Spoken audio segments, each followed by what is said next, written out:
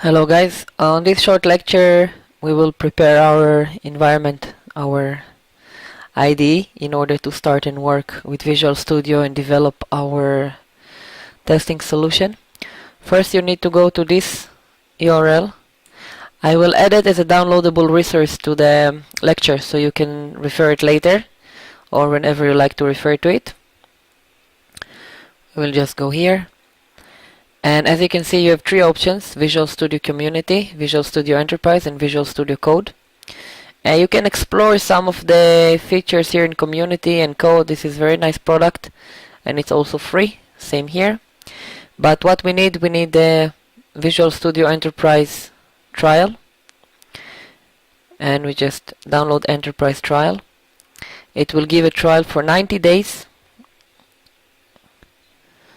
No thanks. And it will download this show in folder and just run it as admin. And since I have Visual Studio already installed, so it might be a little bit different, and just follow the default setup. Just click next, next, next. Just click next, next, next whenever you see until the download is complete. You don't need to add or remove any feature from the actual default settings. Just take a while until it's initialized.